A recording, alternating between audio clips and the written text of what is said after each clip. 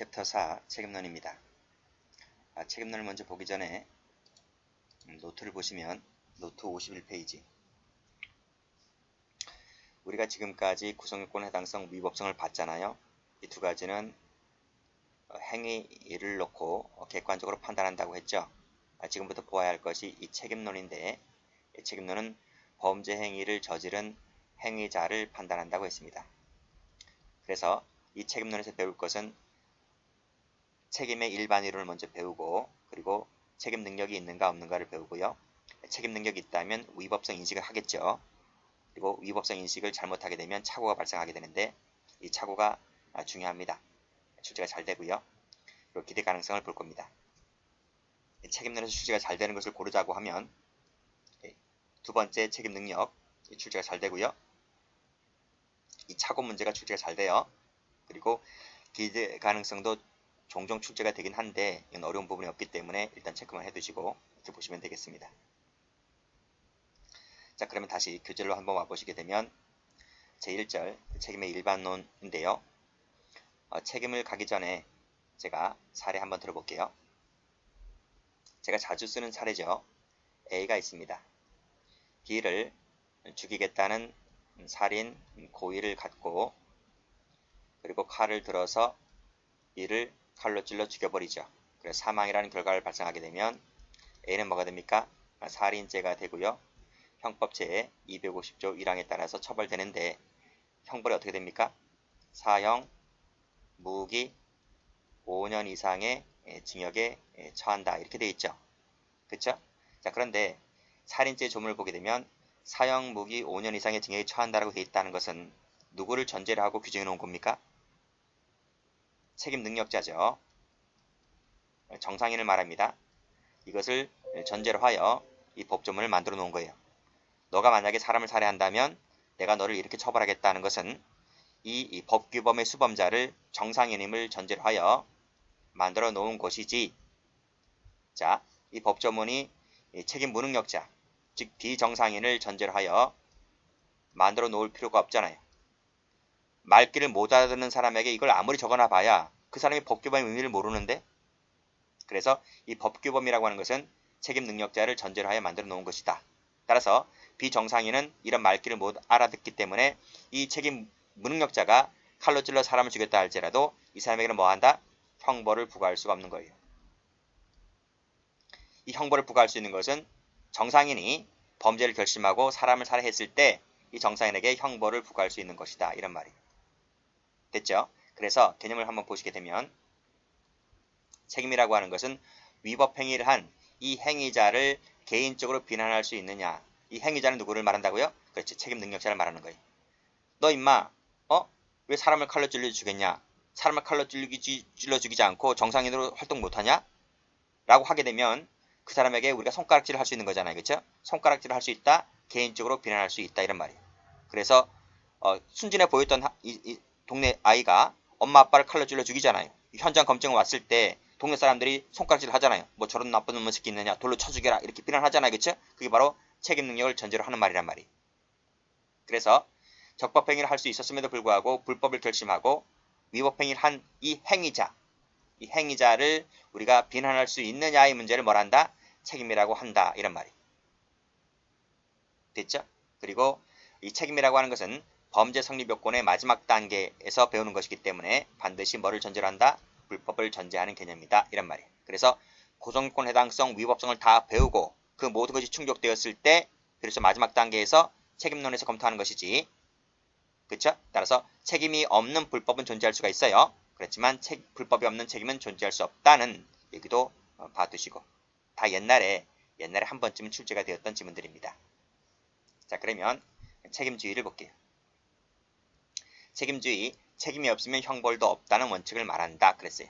즉 책임이 없다면 범죄는 성립하지 않게 되고 형벌의 종류와 정도도 책임에 상응해서 내려야 한다는 것이 책임주의다. 이런 말입니다. 노트 한번 펴볼게요. 자, 지금 방금 그림 봤죠? 그쵸? 여기서 A가 범죄를 결심하잖아요. 그치? 범죄를 결심한다. 이 A는 뭐다? 정상인이다. 정상인. 책임 능력이 있으니까 제가 동그라미 친 거예요. 그리고 책임 능력이 없는 자는 상실자, 없으니까 제가 X를 쳤고요. 심신미약자는 중간이기 때문에 제가 셈을 친 겁니다. 그렇죠? 그래서 이 A가 정상인인지 아닌지를 어디서 판단한다? 여기 쭉 끌고 와서 이 책임론에서 책임 능력이 있다, 없다, 세모를 판단한다. 그래서 책임이 있는 만큼 형벌을 부과한다. 이런 말이에요. 책임이 동그라미라면 형벌을 동그라미만큼 처벌하겠죠? X면 형벌을 내릴 수 없는 것이고요. 세모라면 세모만큼 형벌을 내릴 수 있는 것이죠. 그래서 어떤 경우라도 이 책임을 초과한 형벌을 부과할 수 없다는 것이 뭐라? 책임주의다. 이런 말이에요. 근데요. 보통은 다 책임 능력자잖아. 그쵸? 책임 능력자를 전제로 하는 말이죠. 그래서 책임론에서는 책임 능력자를 따로 배우는 것이 아니라 이렇게 배웁니다. 심신상실자와 미약자를 형법에 규정해 놓고 이 상실자와 미약자가 아니라면 반대로 뭐다? 100% 책임 능력자다. 그래서 우리 형법 조문에서는 책임 능력자를 규정해 놓은 것이 아니라 상실자와 미약자를 규정해 놓은 거예요. 우리가 위법성도 마찬가지였죠. 위법성을 법조문에 규정해 놓은 것이 아니라 조각사유를 20조부터 24조까지 규정해 놨잖아요. 그래서 그 조각사유에 해당하지 아니하면 100% 위법하다. 이렇게 했기 때문에 위법성을 소극적 판단했죠. 따라서 책임론도 상실자, 미약자가 아니라면 100% 책임 능력자라 이렇게 보기 때문에 상실자냐 미약자냐만 놓고 판단하는 것이므로 이 책임 능력도 소극적 판단일 수밖에 없다는 거예요. 됐죠? 이렇게만 정리하시면 돼요. 자, 교재 한번 갑니다. 그래서 책임주의 내용을 보시게 되면 1번, 2번, 3번, 4번이 있는데 여기서 좀 알아두셔야 할 것이 4번입니다. 4번 체크하시고 먼저 가볼게요. 자, 책임주의는 처벌의 전제가 되고요. 책임주의는 양형의 기초가 되고요. 그리고 책임과 불법은 일치를 해야 돼요. 가장 중요한 것은 범죄 행위와 책임은 동시 존재를 해야 된다. 즉 살인을 가할 때 그 사람은 책임 능력자여야 한다. 라는 거예요. 됐습니까? 책임을 가할 당시에 존재하는 것인데 여기에 대한 예외가 있어요. 자, CF 하시고 뒤에 밑에 나와 있죠? 원인에 있어서 자유로운 행위 뒤에서 자유로운 행위 뒤에서 자세히 배울 텐데 이것은 책임주의에 대한 땡땡 예외라고 보는 것이 오늘날의 다수설이다. 이렇게 적으시면 되겠어요. 그리고 한계는 참고로 받으시고 시험에 나오지 않습니다. 다음 책임의 근거를 볼 텐데 두 가지가 있어요. 도의적 책임론이라는 것이 있고 사회적 책임론이라는 것이 있는데 여러분들은 1번만 체크해 두시면 돼요. 이것이 오늘날의 통설이다. 2번은 몰라도 된다. 이거예요. 혹시 검찰직 준비하시는 분들은 특히 7급 준비하시는 분들은 사회적 책임론도 보시면 되는데요. 중요한 건 아니에요. 그 밑에 도표를 비교하는 거 나오잖아요. 별로 중요한 거 아니에요. 그래서 여러분들은 뒤에 책임주의 할 때 도의적 책임론을 다시 한번 배울 겁니다. 그래서 이 도의적 책임론이 우리 판례 입장이기도 하기 때문에 이것만 잘 받으시면 돼요. 자, 그럼 어떤 견해인가? 책임의 근거를 자유의사에 둔다. 이런 말이에요. 자유의사에 둔다. 이 자유의사는 누구만이 갖고 있는 건가요? 가로 열고 책임 능력자만이 갖고 있는 거예요. 자만이 갖고 있는 것이다. 책임 능력자는 자유의사가 없어요. 책임 능력자가 적법행위를 할 것인가 불법행위를 할 것인가를 의사결정 내리고 있는 거잖아요. 그렇죠? 따라서 적법행위를 할 수 있었음에도 불구하고 위법행위를 한 데 대한 도의적 비난이라는 견해가 바로 도의적 책임론이다 라는 거예요. 자, 여기서 노트 한번 펴볼게요. 책임의 근거 관련해서 구파가 있고 신파가 있는데 이런 거 몰라도 돼요. 산업혁명을 기점으로 해서 그 이전 시기를 구파, 그 이후 시기를 신파 이렇게 얘기합니다. 근데 18세기 때 계몽주의잖아요. 계몽주의. 계몽주의는 인간은 이성을 지닌 동물이다 이렇게 말했잖아요. 그랬을 때 이 이성을 가졌다는 말은 자유의사가 있다 이런 말이에요. 자유의사가 있는 자는 책임 능력이 있는 것이고 책임 능력이 있다면 범죄를 저지를 수 있고 자유의사가 없다면 책임 능력을 저지를 수가 없고 책임 능력을 저지를 수 없으니까 범죄가 성립할 수가 없고 이런 말이에요. 그렇죠? 그래서 결론이 뭐냐면 책임 능력이 있으면 범죄를 저지를 수 있고 책임 능력이 없으면 범죄를 저지를 수 없다. 무슨 말이라고요? 책임 능력과 범죄 능력을 동일시했다. 이런 말, 동일시했다. 그래서 책임 능력이 있는 자가 범죄를 저지를 수 있고 이 친구에게 형벌을 부과할 수 있다. 이런 말이에요. 반대 해석해 볼까요? 책임 능력이 없으면, 무능력자라면 범죄를 저질 수 있는 능력이 없죠? 범죄를 저질 수 있는 능력이 없기 때문에 형벌을 부과할 수가 없는 거예요. 근데 이 사람은 재범 위험성이 있기 때문에 보안 처분을 대신 때릴 수 있는 거예요. 그래서 자, 이 도의적 책임론자들은, 즉 구파 같은 경우에는 책임 능력자에게 부과할 수 있는 형벌과 책임 무능력자에게 부과할 수 있는 보안 처분을 완전히 다르게 봐요. 그래서 책임 능력자에게 부과하는 것을 형벌, 책임 무능력자에게 부과하는 것은 보안 처분론이라고 하는 이원론적 입장을 취합니다. 이 두 가지는 완전 다르다는 거예요. 그래서 질적 차이를 띈다. 양자는 대체할 수 없죠. 그래서 대체가 불가능하다. 이렇게 보고 있습니다. 이것이 바로 뭐다? 도의적 책임론적 입장이다. 이런 말이에요.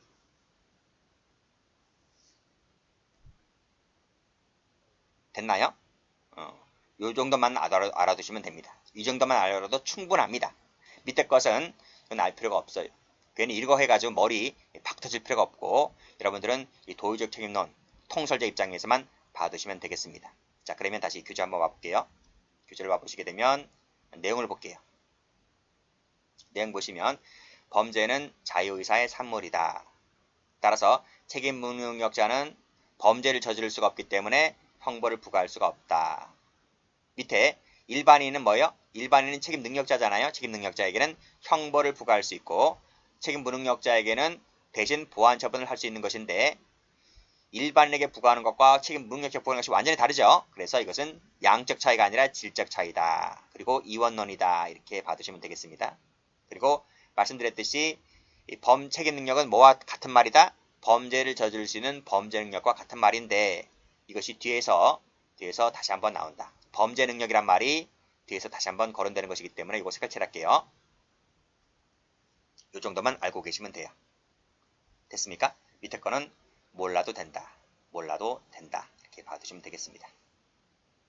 혹시 검찰 7급 하시는 분들은 읽어봐도 괜찮아요. 다음 페이지. 본질론도요. 본질론도 거의 중요하지 않는데,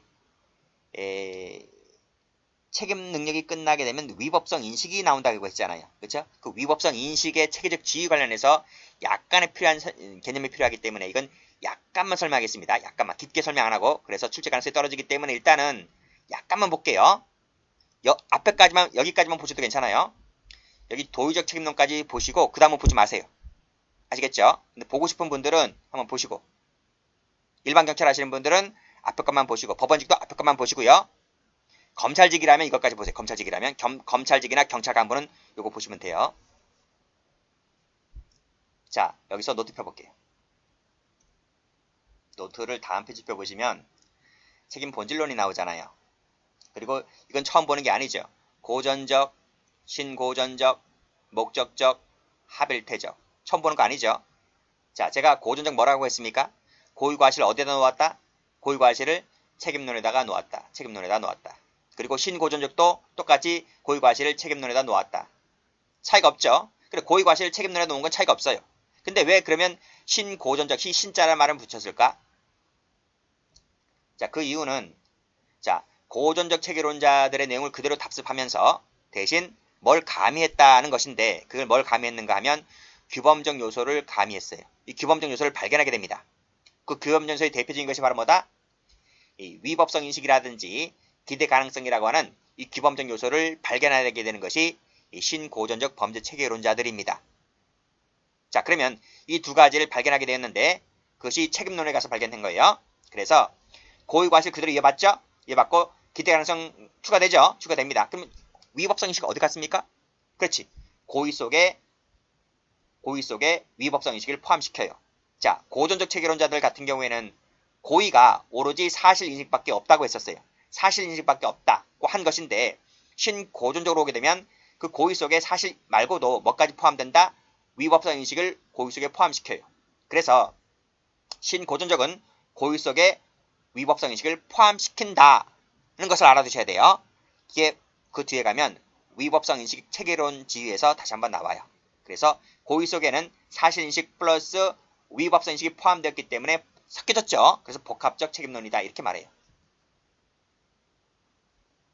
됐어요?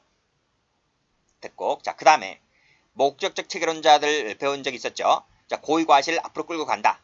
앞으로 끌고 가요. 끌고 가서 구성요건 파트에 고의 과실을 전면 배치시켜 버려요. 그런데 책임론에 있던 고의 과실을 앞으로 끌고 가면서 여기서 사실의 인식만 끌고 나가요. 요 사실의 인식만을 끌고 나가요.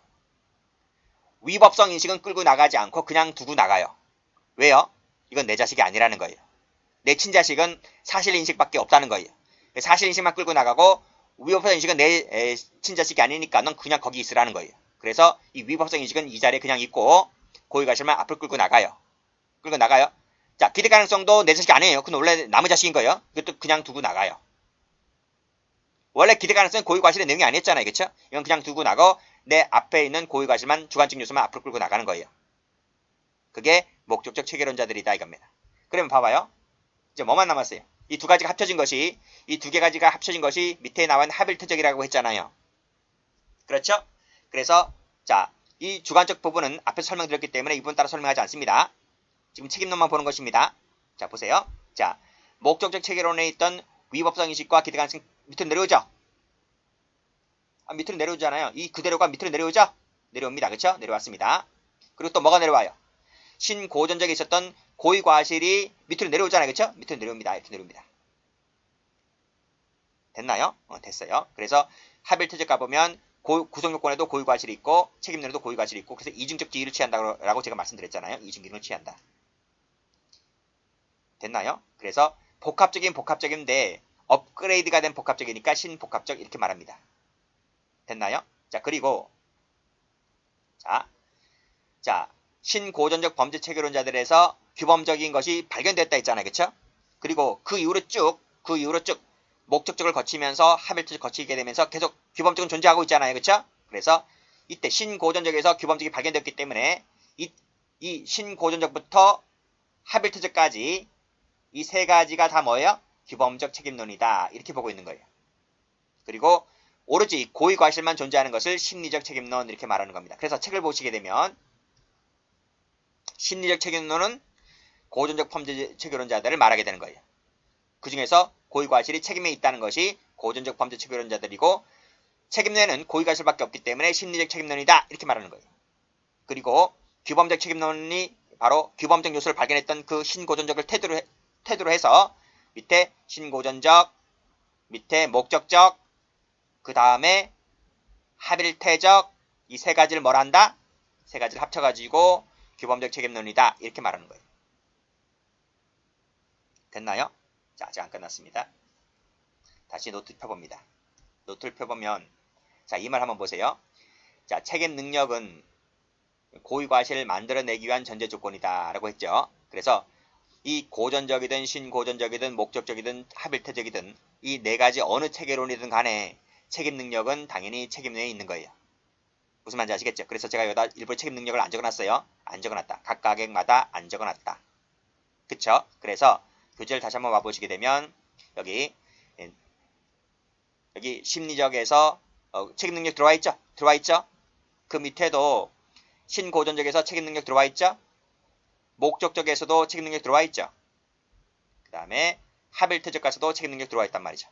그건 어느 체계론 가나 다 책임 능력은 다 있는 거예요. 책임 요소에. 그걸 빼고 설명하자면 고전적 범죄 체계론자 같은 경우는 고의 과실을 책임내에 배치시켰기 때문에 여기 2번이 들어와 있는 거예요. 그렇죠? 2번이 들어와 있다. 그리고 복합적 가보면 고의 속에 위법성 인식이 포함되어 있다 그랬죠? 그리고 이 두 가지 기대 가능성을 발견하게 되잖아요. 발견하게 되어서 기존에 있던 고의 과실 외에 규범적 요소 두 가지를 포함시킨다. 자, 그 다음 목적적으로 가보게 되면 고의 과실 앞으로 가고요. 앞으로 가고 뭐만 남아요? 이 두 가지가 남는다는 거지. 그쵸? 이때는 고의 내용식이 포함된 것이 아니라 고의와는 분리가 된 독자적 책임 요소로 자리를 잡게 되는 것이 바로 목적 체계론자들로부터이다. 그리고 오늘날 다수설에 해당하는 하빌트 체계론을 가보게 되면 위법성 인식이 있죠. 기재형식이 있죠. 그 다음에 고의 과실이 있는데 이것은 책임 형식으로서의 고의 과실을 말한다. 그래서 오늘날 다수설은 이 네 가지가 다 있다. 이 네 가지가 바로 어디 있어요? 지금 배우는 목차에 나와 있다. 목차에 보시면 이 네 가지. 이 네 가지가 전부 다 뭐예요? 이 네 가지가 합일타적 범죄 체계론에서 책임의 요소로서 구성해 놓은 것인데 이 네 가지를 하나씩 배우면 된다 이런 말입니다. 됐죠? 그렇게 돼 있어요.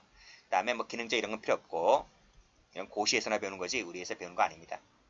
책임의 판단의 대상은 행위형법이다 하는 거예요. 판단 대상은 위법한 행위를 했다는 그 자체를 놓고 판단한다. 이렇게 보시면 되겠네요. 중요한 거 없습니다.